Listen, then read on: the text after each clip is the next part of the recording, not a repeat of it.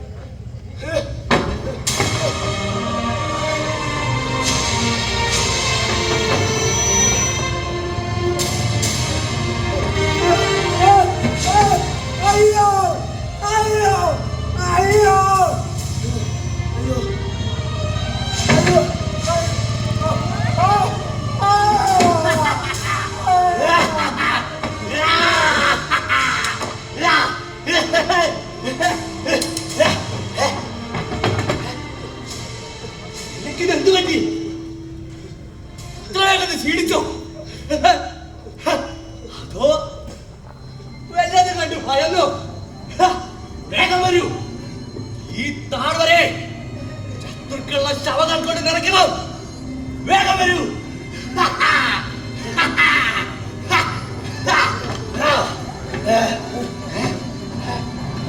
ഇനിയെങ്കിലും നിർത്തോ? എത്ര നാൾ നമ്മളിങ്ങനെ ശത്രുക്കളെ തമ്മിലടിക്കും? ഒന്ന് ഞാൻ മടുത്തു.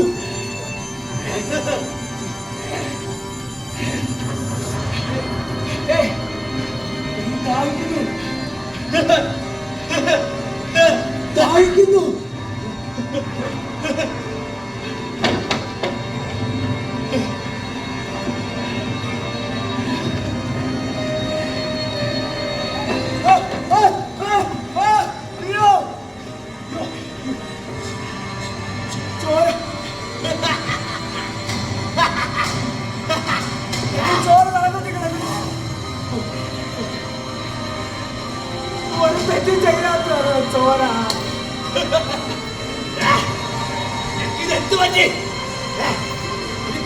പോലെ എന്ത് വിട്ടുന്നതാണ് വരുന്നത്? ഇങ്ങനെയൊന്നും അല്ലായിരുന്നല്ലോ നീ. മക്കളെ എങ്ങനെ കൊല്ലണമെന്ന്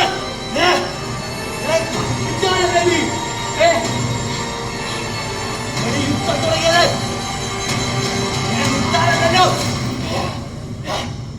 ഇവിടെ മതി. മൂടദേശം വേറൊരു തരും അവകാശം പറഞ്ഞു വരട്ടെ. എല്ലാത്തിനെയും കൊന്നു തന്നതാണ്.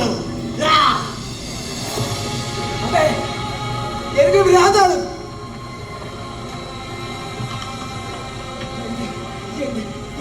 എന്റെ സഹോദരൻ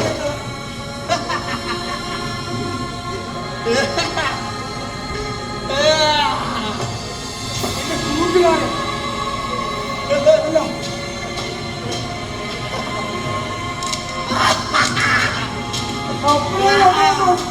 നമ്മൾ കൊന്നു.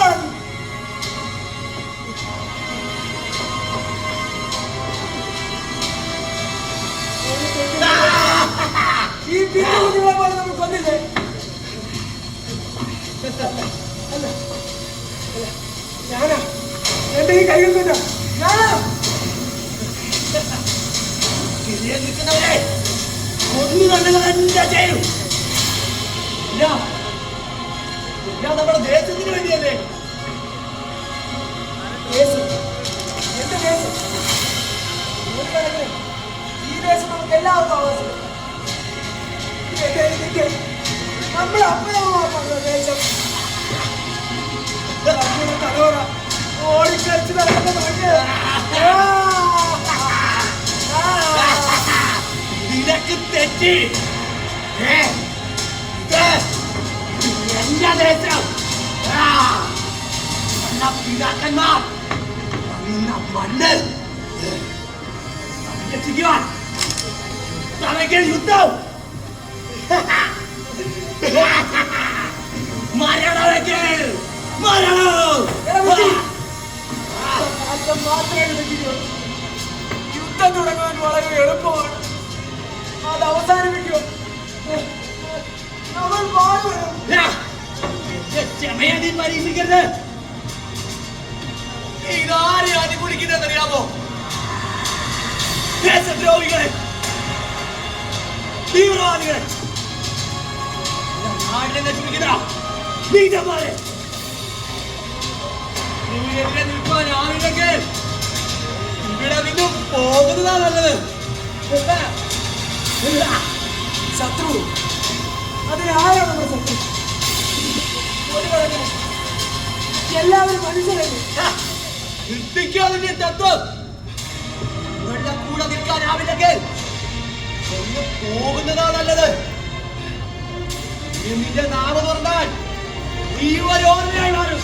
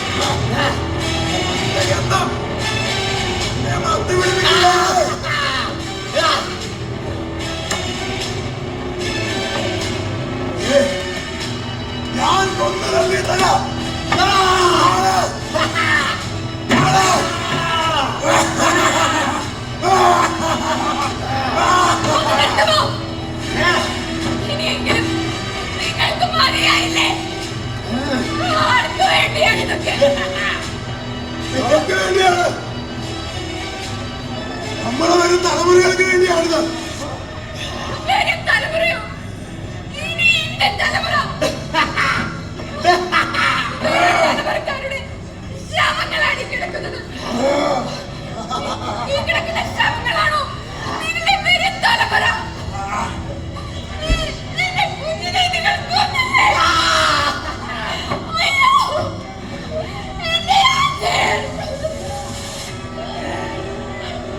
ഈ സ്ത്രീക്ക് ഭ്രാന്താണ്. പിച്ചും വേഗമാണ് പറയുന്നത്. വേഗം വരൂ, അനേകം തലകൾ കൊയ്യാനുണ്ട്. വേഗം വരൂ. അല്ല അല്ല, എന്റെ മാത്രമല്ല, ഫാത്തിമാവിയുടെ മകൻ മുസ്താഫ്, അവരുടെ മകൻ അമീഗൻ, റസിയുടെ മകൾ കസിയ, അങ്ങനെ എത്ര കുഞ്ഞുങ്ങൾ. അയ്യോ, എല്ലാവരും എല്ലാവരും എന്റെ ട്രാക്കിൽ കടന്നാണ്. അയ്യോ, എന്റെ മക്കളെ.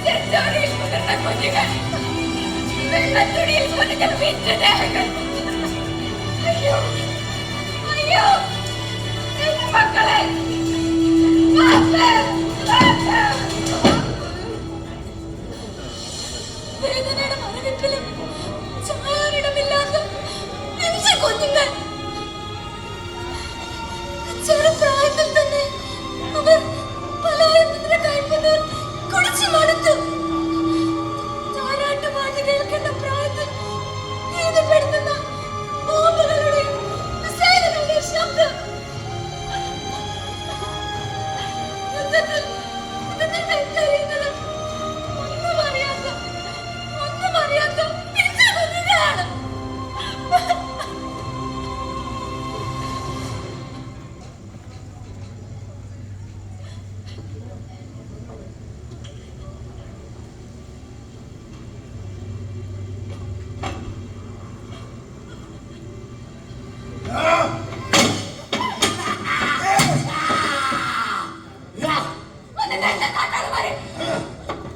ഇനിയെങ്കിലും നിങ്ങൾക്ക് മതിയായില്ലേ? എന്റെ കുഞ്ഞിനെ തിരിച്ചെടുക്കാൻ നിങ്ങൾക്ക് പറ്റോ? അവളെ തെറ്റാണ് ഇവരോട് ചെയ്തേ. ഇനിയും ആരെ കൊല്ലാനാണ് ഇതിലെ പണപ്പുറപ്പാട്? ഇല്ല, ഞാൻ സമ്മതിക്കില്ല. ഇനിയും ഒരു കുഞ്ഞു പോലും എന്നെ മരിച്ചു വീഴുവാൻ ഞാൻ സമ്മതിക്കില്ല.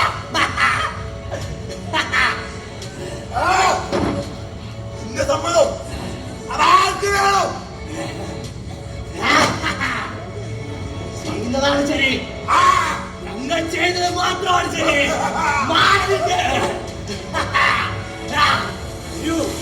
നമുക്കിനി അനേകം പേരെ കൊല്ലാനുണ്ട്. വരൂ. പോയിക്കോ. മരണത്തിന്റെ താഴ്വരയിലേക്ക് നിങ്ങൾ പോകുന്നത്. മരണത്തിന്റെ താഴ്വര. അവിടേക്ക് പോകുന്ന ഒരാളും തിരിച്ചു വരാൻ പോണില്ല. ഒരാളും.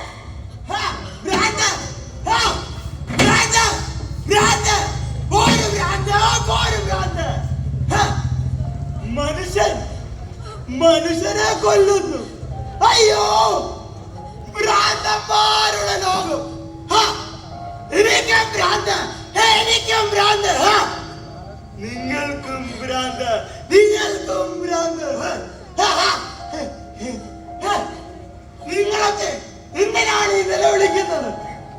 നമ്മുടെയൊക്കെ കരച്ചിലുകൾ ആര് കേൾക്കാനാണ്? എല്ലാവരും നിശബ്ദരാണ്. ലോക സമാധാനത്തിനായി ശബ്ദമുയർത്തേണ്ടവർ നിശബ്ദരായിരിക്കുന്നു. അയ്യോ, എന്തൊരു ലോകം! കാട്ടാള ലോകം, കാട്ടാളന്മാരുടെ ലോകം, കാട്ടാള ലോകം.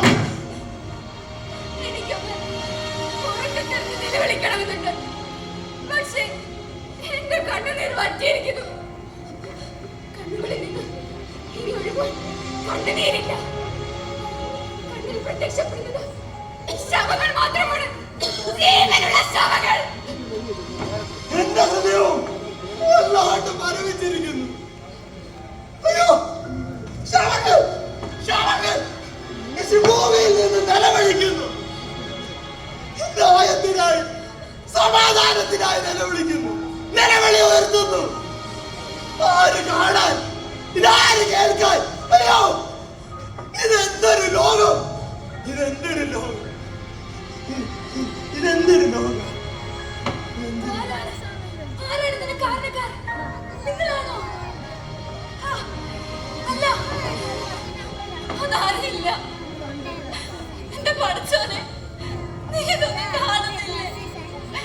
നീയാണോ ഇതിന് പിന്നിൽ? നീയാണ്. പിന്നെ നീ എന്താ ഇതൊന്നും കണ്ടിട്ടൊന്നും ചെയ്യാത്തത്? നീ എന്തിനാണ് ദൈവത്തെ പഠിക്കുന്നത്? ഉലകം ചമച്ച തമ്പുരാൻ തന്ന, കൽപ്പിച്ചു തന്ന ഉത്തരവാദിത്തങ്ങൾ മറന്നത് കൊണ്ടല്ലേ ഇത്? സ്നേഹിക്കാനല്ലേ ദൈവം നമ്മെ പഠിപ്പിച്ചത്? പിന്നെ എന്തിനാണ് നീ ദൈവത്തെ പഠിക്കുന്നത്? ഗുണക്രൂരമായ പ്രവൃത്തികൾ കണ്ടിട്ടും കണ്ണിന്റെ മുമ്പിൽ കണ്ടിട്ടും പ്രതികരിക്കാതെ ചലനമറ്റിരിക്കുന്ന ഈ സമൂഹമാണ് അതിന് കാരണക്കാർ. നിങ്ങളാണ് കാരണക്കാർ, നമ്മളാണ് കാരണക്കാർ. ഇങ്ങനെ പ്രതികരിക്കാതെ ഇരിക്കുമ്പോൾ നിങ്ങളാണ് ഈ മരണത്തിൻ താഴ്വരയുടെ കാരണക്കാർ. മനുഷ്യർ, ആർത്തിമൂണ്ട് നിൽക്കുന്ന മനുഷ്യർ, നിങ്ങളാണ് കാരണക്കാർ.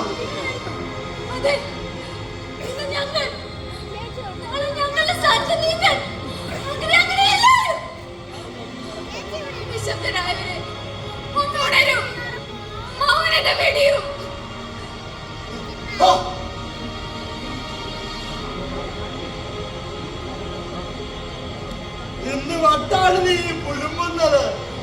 ഇവരാരും ഇനി മിണ്ടില്ല, ഇവരാരും ഇനി ഉണരില്ല. എല്ലാവർക്കും കാഴ്ചക്കാരായിരിക്കുവാനാണ് ഇഷ്ടം. എല്ലാവരും അടിമകളാണ്, അടിമകൾ, വെറും അടിമകൾ. രാജസിംഹാസനങ്ങൾ സംരക്ഷിച്ചു പിടിക്കുവാൻ ശ്രമിക്കുന്ന സാമ്രാജ്യത്യ ശക്തികളുടെ അടിമകൾ. അവർ സ്വന്തം ലാഭത്തിന് വേണ്ടി നമ്മെ കൊല്ലുന്നു, നമ്മെ വളർത്തുന്നു, നമ്മെ വിൽക്കുന്നു. നമ്മൾക്കൊന്നും ചെയ്യാൻ സാധിക്കുന്നില്ലല്ലോ. എന്റെ മകനെ കൊന്നതും അവരാണ്. അവന്റെ ശബ്ദം ഇപ്പോഴും എന്റെ കാതുകളിലുണ്ട്. എന്റെ പൊന്നുമോനെ, അച്ഛനെത്താമോ?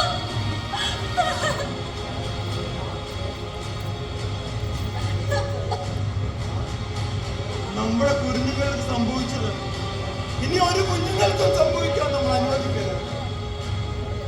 2000 വർഷങ്ങൾക്ക് മുമ്പ് ഇതേ മണ്ണിലൊരു രക്ഷകൻ പിറന്നപ്പോൾ യേശുക്കുഞ്ഞിനും മറിയയ്ക്കും കാവലാളായി ഒരു യോസഫ് ഉണ്ടായിരുന്നു.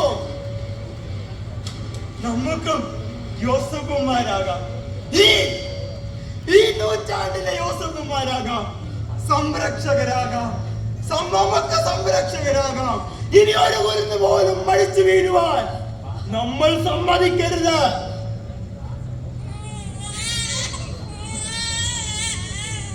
ഒരു കുഞ്ഞിനെ കരച്ചിലാക്കി വെക്കുന്നത്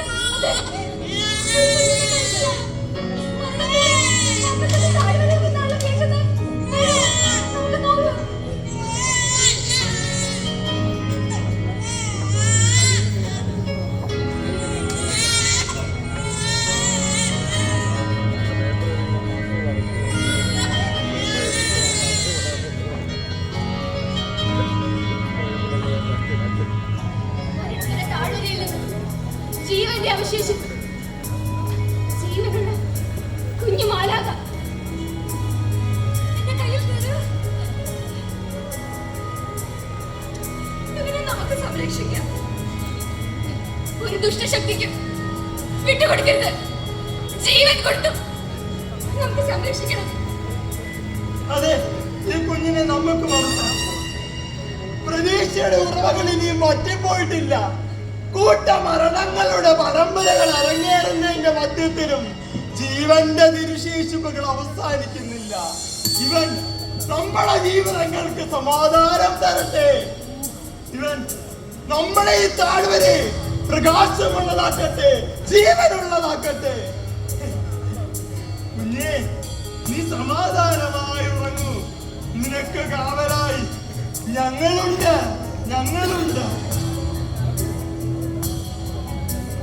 സമർപ്പണം.